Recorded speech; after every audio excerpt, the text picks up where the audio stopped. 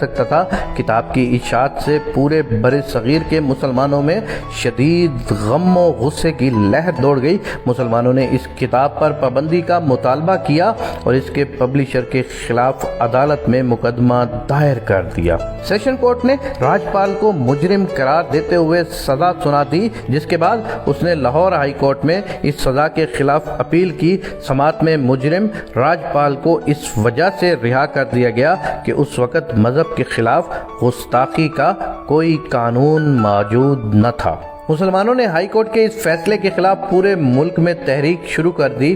نوجوان علم الدین اپنے دوست رشید کے ساتھ لاہور کی تاریخی وزیر خان مسجد کے سامنے اس ہجوم میں موجود تھا جو ہندو رائٹر راجپال کے خلاف نعرے لگا رہا تھا۔ جذبات کا ایک تلاطم تھا جو ہجوم کے نعروں کی گونج میں امڈ رہا تھا۔ امام مسجد نے انتہائی درد بھری آواز میں کہا، مسلمانوں، شیطان راجپال نے اپنی کتاب میں ہمارے حضور اکرم صلی اللہ علیہ وآلہ وسلم کی شان اقدس میں گستاخی کی ہے اور عدالتوں نے اسے بری کر دیا ہے، جس سے اسلام دشمنوں کی حوصلہ افزائی ہوئی ہے۔ امام مسجد کے یہ الفاظ غازی علم دین کے دل میں اتر گئے اور اس نے اسی وقت فیصلہ کیا کہ وہ گستاخ رسول کو واصل جہنم کر کے ہی دم لے گا۔ اس نے اپنی اس خواہش کا اظہار اپنے قریبی دوست رشید سے کیا، وہ بھی راجپال کو اس گستاخی کا مزہ چکھانا چاہتا تھا۔ دونوں دوستوں نے اس مسئلے پر 3 مرتبہ قرعہ اندازی کی اور تینوں مرتبہ علم الدین کا نام آیا۔ آخرکار رشید علم دین کے حق میں دستبردار ہو گیا۔ اللہ نے یہ سعادت شاید علم دین کے ہی نصیب میں لکھی تھی۔ 6 ستمبر 1929 کو علم دین بازار سے ایک چھری خرید کر سیدھا راجپال کی دکان کی طرف روانہ ہوا۔ راجپال ابھی دکان پر نہیں آیا تھا۔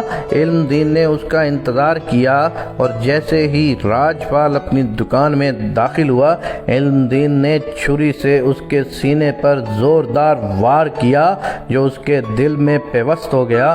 راجپال موقع پر ہی ڈھیر ہو گیا۔ پولیس نے اسے گرفتار کر لیا اور اس پر قتل کا مقدمہ درج کر کے کیس چلایا گیا۔ علامہ اقبال کی درخواست پر قائد اعظم محمد علی جناح نے علم دین کا مقدمہ لڑا۔ قائد اعظم نے ایک موقع پر علم دین سے کہا کہ وہ جرم کا اقرار نہ کرے۔ غازی علم دین نے کہا، میں یہ کیسے کہہ دوں کہ میں نے یہ قتل نہیں کیا؟ مجھے اس قتل پر ندامت نہیں بلکہ فخر ہے۔ کورٹ نے علم دین کو سزائے موت دی۔ قائد اعظم محمد علی جناح لبرل تصور کیے جاتے تھے اور وہ اس وقت ہندو مسلم اتحاد کے بہت بڑے حامی تھے۔ ہندو اخبارات نے ان پر کڑی تنقید کی، لیکن قائد اعظم نے اس تنقید کو رد کرتے ہوئے کہا، مسلمانوں کے لیے حضور اکرم صلی اللہ علیہ وآلہ وسلم کی ذات مبارکہ ہر چیز سے بڑھ کر ہے۔ 31 اکتوبر 1929 غازی علم الدین شہید کی سزائے موت پر عمل درآمد کا دن تھا۔ علم دین سے ان کی آخری خواہش پوچھی گئی تو انہوں نے کہا کہ مجھے صرف 2 رکعت نماز پڑھنے کی اجازت دی جائے۔ غازی علم دین کو جب پھانسی گھاٹ پر لایا گیا اور جب پھندا ان کی گردن میں ڈالا گیا تو اس نے وہاں موجود لوگوں سے کہا، اے لوگو، گواہ رہنا، میں نے راجپال کو نبی کریم صلی اللہ علیہ وآلہ وسلم کی شان میں گستاخی کرنے پر واصل جہنم کیا ہے۔